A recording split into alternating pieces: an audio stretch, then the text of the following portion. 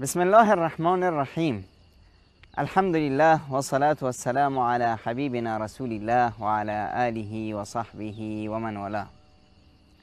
خدمت همه شما عزیزان و مهتران عرض سلام و ادب و وقت بخیر دارم.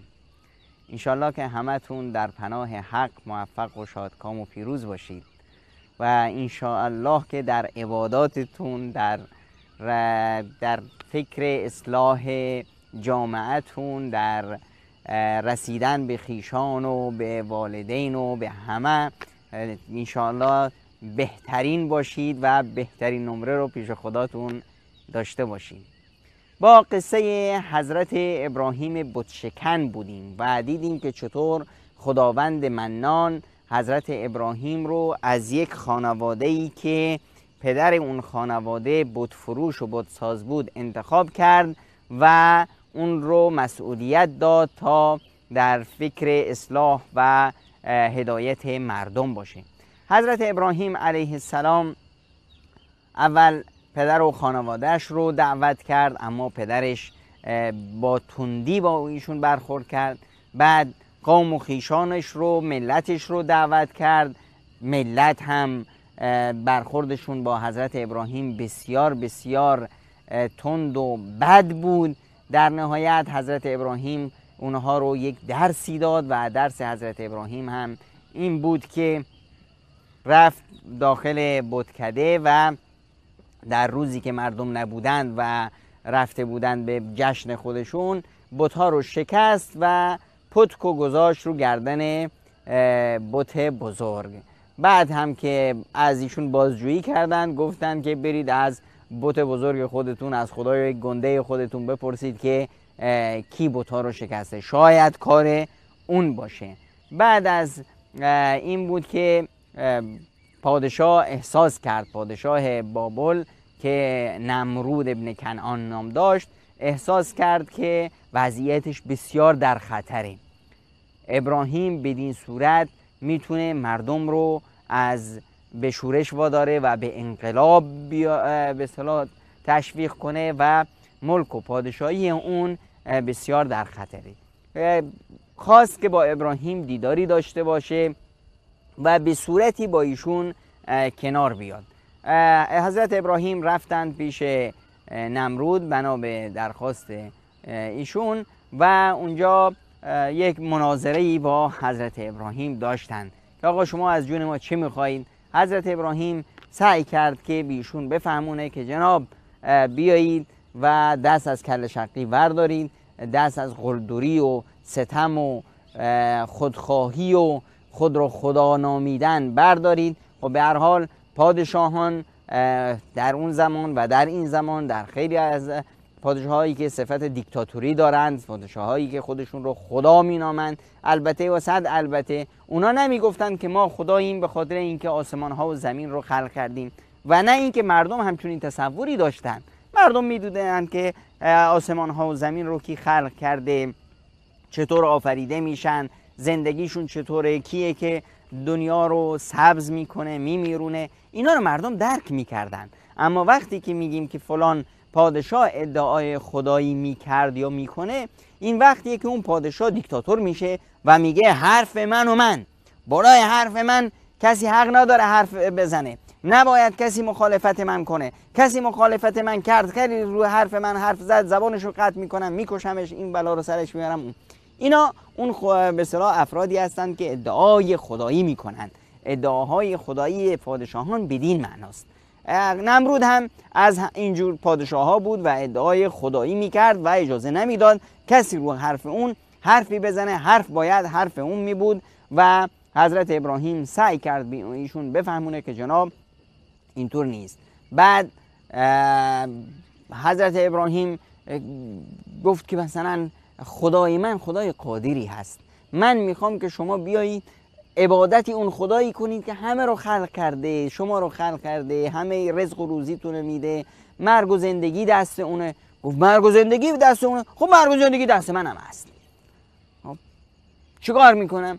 یک دو نفر که به اصطلاح میخواست اینا رو بکشه، یکیشون آورد گردن زد، یکیشون رو گفت که آقا ویلش کنید. اونی گردن زد گفت ببین من اینو کشتم، اونی که باید کشته میشد اونو زندگی بخشیدم. این عقلش بود. خب حالا حضرت ابراهیم با این عقل چطور بیاد کنار بیاد بهش بگه که آقا نه زندگی اینطور نیست و مرگ و زندگی منظورم این نیست و فلان؟ خب نمیشه. با همچین عقلایی باید به شیوه حکمت و درایت ابراهیمی برخورد کرد. حضرت ابراهیم بهش گفت که خب حالا که شما اینطور قدرتمند هستی و این ادعا میکنی، خب خداوند منان خورشید رو از شرق میاره، طلوع میکنه از شرق و غروب میکنه در غرب. شما یک کاری بکن، شما برعکسش کن.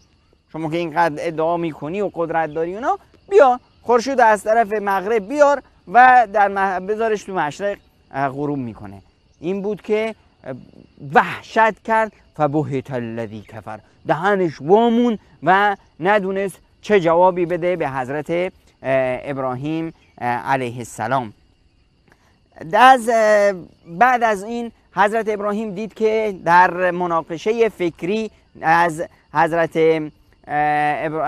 نمرود دید که در مناقشه فکری از حضرت ابراهیم شکست خورده و همچنین ملاحظه کرد که در مسیر قدرت توان نداره اونو بکشه. هرچه قدرت داشت، هرچه توان داشت و به کار برد. بزرگترین آتش دنیا رو به راه انداخت، بزرگترین کوره آدمپذیر رو به راه انداخت. حضرت ابراهیم رو انداخت توش. آخرش چی بود؟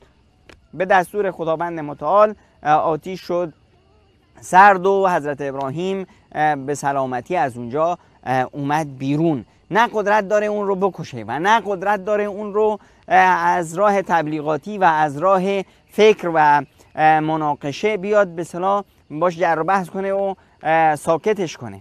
باید چی کار میکرد؟ الان همه کشور از دستش میره. اینجا بود که حیله دیگری رو به راه انداخت که باید عرصه زندگی رو بر حضرت ابراهیم تنگ کرد. اطلاعاتی ها و پاسدارا و نمیدونم نوکراشو ریخت به جون حضرت ابراهیم، نمیگذاشتن حضرت ابراهیم نفس بکشه. هر جا میرفت اذیتش میکردن، آزارش میکردن. وقتی که حضرت ابراهیم دید که در اینجا میدان دعوت بروش بسته شده، خب گفت که دنیای خداست و از اونجا باید هجرت کنم برم به جای دیگه. حضرت ابراهیم از اونجا حرکت کردند، از اور رفتن به حران و باز هم نیروهای نمرود دستبردار نبودند. آخر این شد که عراق رو ترک کرد و هجرت کردند به سوی فلسطین. در مسیری که هجرت می‌کردند در فلسطین یا در حران، اونجا مدتی که ماندن ستاره پرست و ماه پرست و خورشید پرستا بودند. خب حضرت ابراهیم خواست که به اینها یه درسی بده که آقا خدای واحد و یکتا رو، خدای آفریدگار جهان و جهانیان رو عبادت کنیم، نه این مثلا خزعبلات و این چیزای من درآوردی که خودتون درست کردید. اومد با اینا بحث کرد که باید یک خدای حقیقی رو پیدا کرد. خدایی که ما باید عبادتش کنیم اون خدایی است که همیشه باید باشه، همیشه باید به درد ما برسه. یه خدایی نباشه که صبح باشه شب نباشه. این پایه عقلی رو در بین اونها اول بارور کرد. بعد اومد دید که اینا شب که شد اومدن پرستش ستاره ها میکنن. اومد بهشون گفت که بله چه خدای خوبی شما دارید، خدای خوشگلیه، برق میزنه. خب پس همین خدا. با اونها شروع کرد براشون ادعا کرد که من هم مثل شما و به دین شما. بعد از مدتی چند ساعتی گذشت، ستاره ها پنهان شد. گفت همونطور که گفتیم باید خدا همیشه باشه، حالا ما چیکار کنیم؟ پس این خدا نمیتونه باشه، باید دنبال خدای اصلی گشت. شب بعدش دیدن که بعضیا پس این ماه، اونایی که ماه بودن فرس بودن گفتن که بله پس همین خدا، ببینیم خیلی خوشگله و خیلی نور داره و اینا. خب برایشون اینجور نشون داد که ایشون هم با اونها موافقه. و وقتی که صبح شد دید که ما گم شد، گفت آقا ببینید اینم نمیتونه خدا باشه، این که گم شد، الان روز شما چه کار کنیم؟ گفتن دست خورشیده. خب شروع کردن به عبادت خورشید و حضرت ابراهیم هم براشون همچین تصور کرد که با اونها هم فکره تا بتونه عقلاشون رو حرکت بده. وقتی که هم خورشید غروب کرد گفت ببینید دوستان این خورشید هم نمیتونه خدا باشه، با وجود اینکه بزرگ بود و گرم بود و نور داشت، اما خب رفت. حالا شبش رو چه کار کنیم؟ دوستان من بیایید، ملت من بیایید عقلامون رو به کار بگیریم. در پی خدایی باشیم که هم خورشید و هم ماه و هم ستارگان و هم بشریت و هم خلایق و همه چیز رو خلق کرده و بدین صورت تونست به اینها یک درس بسیار بسیار خوبی بده. قرآن کریم همونطور که قبلا اشاره شد تصاویری از زندگی حضرت ابراهیم رو واسه ما نقل کرده بود. ما الان بیاییم چند تصویر دیگه از زندگی ابراهیم علیه السلام رو در لابلای آیات کلام الله مجید با هم بررسی کنیم و از نزدیک با اونها آشنا بشیم. قصص الأوائل عبرة وبيان. در سوره عنکبوت که اشاره ها داره که فتنه های دنیا، مال و ثروت، فرزندان و ایل و تبار و قدرت و دنیا و سلطه و همه اینها چون تار عنکبوتند و مؤمن باید گول اینها رو نخوره. خداوند متعال تصویری بسیار زیبا از شیوه دعوت ابراهیم و نحوه مناقشه و بحث و بررسی موضوعات با قومش داره. در این سوره از آیه 16 تا آیه 26 همین حکایت حضرت ابراهیم هست. و ابراهیم اذ قال لقومه اعبدوا الله واتقوه ذلكم خیر لكم ان کنتم تعلمون. ابراهیم قومش رو توصیه میکرد که اگر شما بدونید واسه شما چیزی که بهتره اینه که عبادت خداوند یکتا رو به جا بیارید و از خدا بترسید و این چیزایی که شما عبادت میکنید اینها هیچ ارزشی نداره، اینها ساخته و پرداخته خودتون هست، بت‌هایی است که به دست خودتون تراشیدید و اونها رو تشویق میکنه که نگاه کنید در مسیر امت‌های دیگه، ملت‌های دیگه چه مشکلاتی واسهشون پیش اومد، چه بلایی سر قوم نوح، سر قوم لوط، سر قوم ثمود، سر قوم صالح پیش از شما اومد و به اونها توصیه ها کرد و گفت که برید در دنیا بگردید و تا عقلاتون باز بشه و بیشتر بتونید درک کنید. همه این نصائح و بیم دادن از عذاب الهی در مقابل فما کان جواب قومه الا ان قالوا اقتلوه او حرقوه.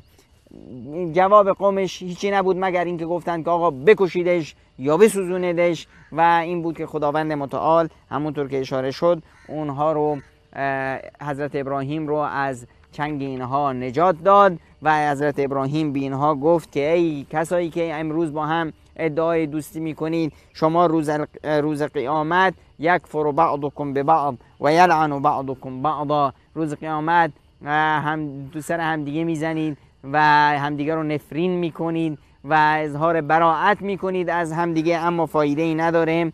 و مأواکم النار و ما لکم من ناصرین، و در اون روز شما رو میندازن تو جهنم و هیچ کسی نمیتونه به داد شما برسه. فقط تنها کسی که به حضرت ابراهیم ایمان آورد حضرت لوط بود که بعداً میبینیم که با حضرت لوط هجرت کردند. در سوره بقره دو تا تصویر دیگه از حضرت ابراهیم ما داریم. تصویر بحث و بررسیش با اون پادشاه ظالم نمرود.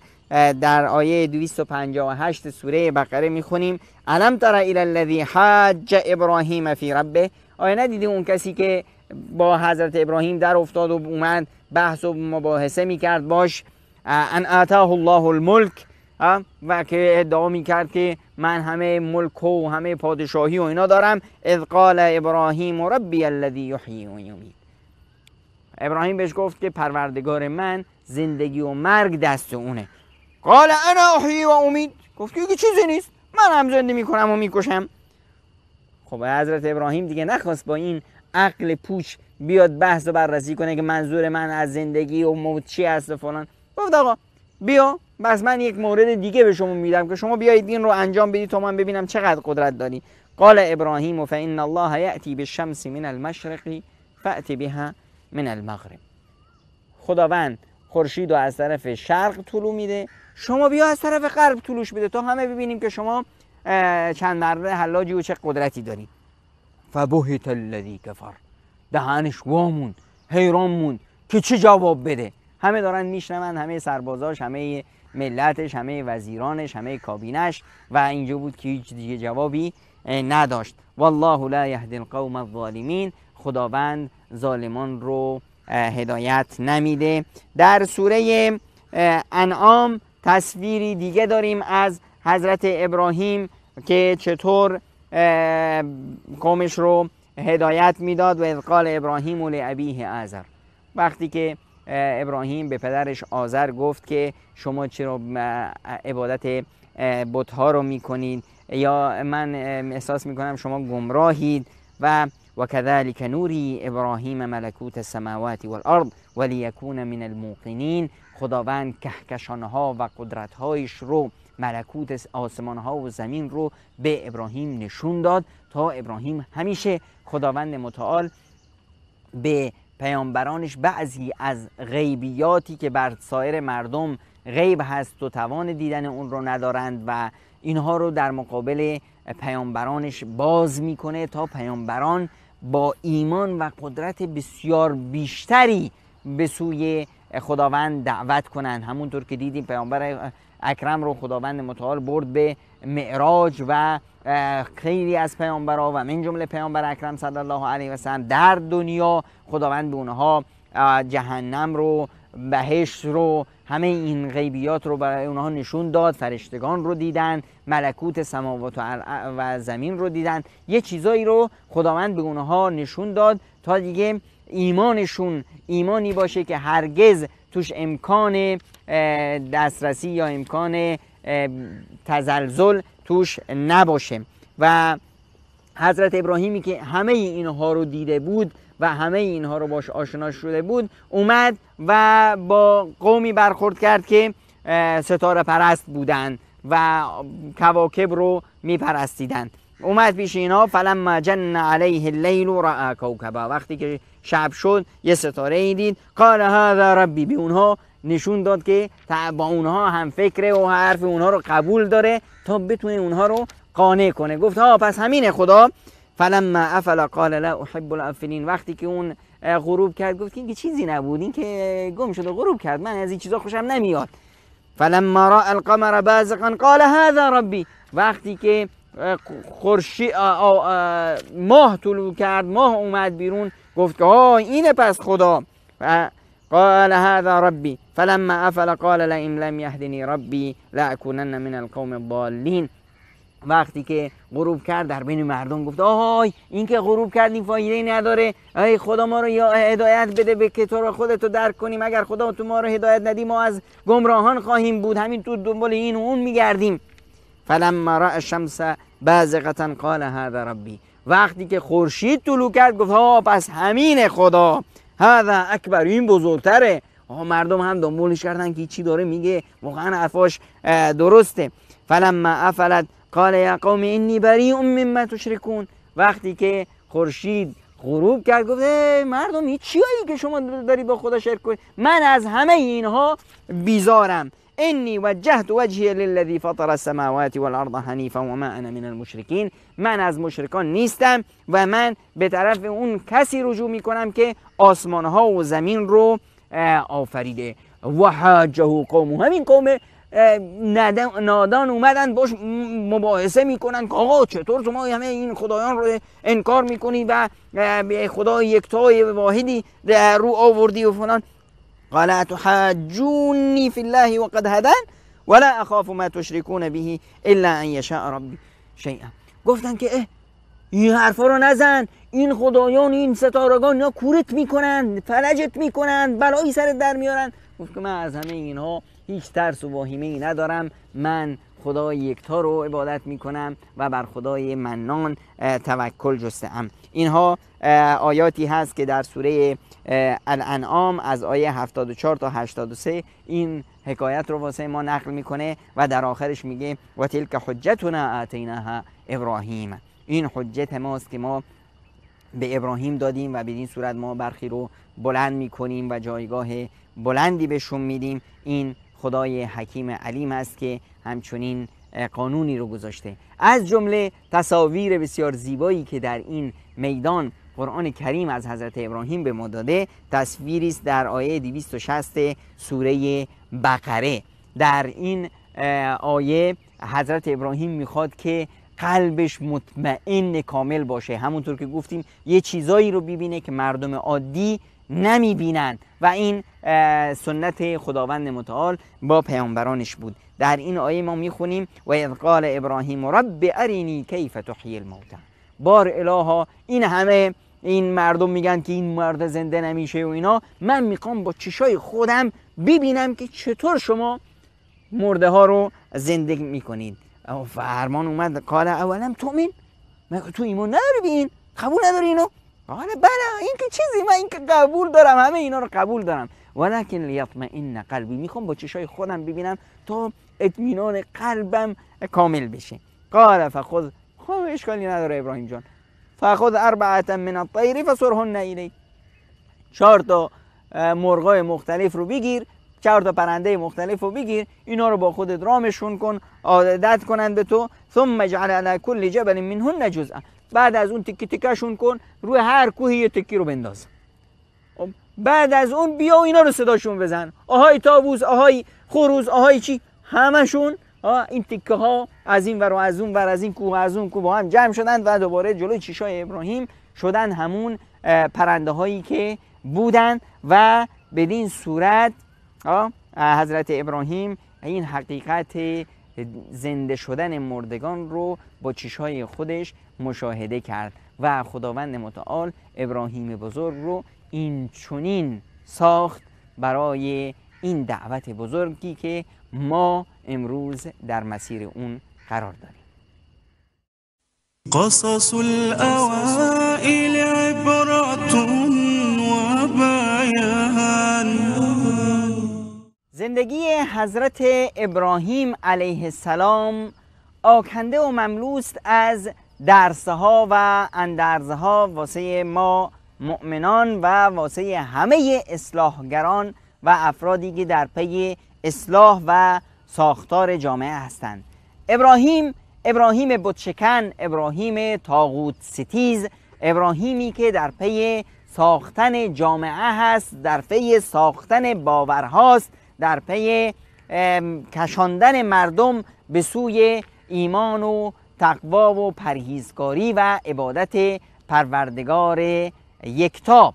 ابراهیمی که در این راستا از همه چیز خودش میگذره، از خانه و زندگی و خیش و همه چیزش، و ابراهیم درک میکنه که این دین بسیار بسیار با ارزش و گرانبهاست و در راه دین باید از همه چیزش بگذره و چنین کرد. ما دیدیم که ابراهیم همه زندگی ابراهیم در حرکت و در سفر از عراق، از اور به حران، به فلسطین، به شام، به مصر، به سرزمین حجاز و کوههای فاران و مکه مکرمه، همه این هجرت و حرکت برای رسیدن به رضایت الهی است و مؤمن باید چنین باشه. مؤمن باید درک کنه، بفهمه وضع و ظروف خودش رو یک وارسی کنه، ببینه اگر در جایی که در اونجا زندگی میکنه عرصه زندگی برش تنگ شده، عرصه دعوت به سوی خداوند برش تنگ شده، میدان حرکت براش تنگ شده و نمیگذارند که دعوتش رو به جهان و جهانیان برسونه، نمیگذارند که جامعهش رو اصلاح کنه، نمیذارند که اونطوری که باید خدایش رو عبادت کنه. در این موارد بر مؤمن فرض لازمه که از این جامعه‌ای که ظالم هست، از این جامعه‌ای که مستبد هست، از اینجا هجرت کنه، بره جای دیگه و در راه دعوت، مسیر دعوتش کجا میتونه بیشتر خدمت کنه بره به اونجا. اما اگر احساس کرد که نه، در این جایی که هست با وجود اون مضیقه‌ای که براش به وجود میارن، با وجود اون تنگناهایی که براش به وجود میارن، میتونه بهتر به دعوتش خدمت کنه، بهتر به دینش خدمت کنه، بهتر حتی اگر این میدان خدمت کم باشه، اما احساس کرد که جای خالی که اون پر کرده اگه خالی بمونه، واسه دین، واسه دعوت، واسه جامعه، واسه اون ملت یک خلایی ایجاد میشه، بهتره که در اونجا بمونه. در غیر این صورت خداوند هجرت رو یک راستایی قرار داده و شایسته نیست که انسان به خاطر ترس از آینده، به خاطر ترس از رزق و روزی و اینها ذلت و خواری رو بپذیره و در یک جای خودش رو بگذاره اونجا از دین جدا شده باشه، همه این فشارها رو هم دینش رو از دست بده هم دنیایش رو، اونطوری که سوره نساء در مورد این گونه افراد چنین میگن که وقتی که عذاب الهی بر اینها نازل میشد، وقتی فرشتگان می اومدن بهشون میگفتن ان الذين توفاهم الملائکه، آیه 97 سوره النساء، ان الذين توفاهم الملائکه ظالمی انفسهم، اینایی که ملائکه اونها رو قبض روح کردند و اینها به خودشون ظلم ورزیده بودن، بهشون گفتن قالوا فیما کنتم، چرا این ذلت و خواری و بدبختی رو قبول کردید و اینطوری زندگی پست و رذلی داشتید؟ قالوا كنا مستضعفین فی الارض، گفتن که ما آدمای مستضعف و بیچاره و درمونده‌ای در زمین بودیم. ملائکه تعجب میکنن بابا عقلتون کجا بود پس؟ قالوا الم تکن ارض الله واسعه فتهاجروا فیها، چرا خودتون رو بستید به اون خاک؟ مگه سرزمین خدا واسع و خداوند این زمین گسترده رو خلق کرد واسه چی؟ هجرت میکردید در راه خدا، اینجا شما رو نمیذارن، اینجا بهتون ظلم و ستم میکنن، برید جای دیگه که بتونید خداتون رو عبادت کنید و بتونید دعوت توحید رو به مردم و به بشریت و جامعه خودتون تقدیم کنید. قالوا الم تكن ارض الله واسعه فتهاجروا فيها فاولئك مأواهم جهنم وساءت مصيرا، این افراد خاک پرست، این افرادی که خودشون رو به زمین چسبوندن، این افرادی که وحشت داشتن از خانه و زندگیشون برن بیرون، این افرادی که ذلت و خواری رو قبول کردن و گفتند که ما مستضعف و بیچاره بودیم، اینها واسه شون جهنمه و جهنم بد، چه بد جایگاهی است و مسیر بسیار بدی است. البته کسی که در راه خدا هجرت میکنه که خداوند اون رو ضایع نخواهد کرد.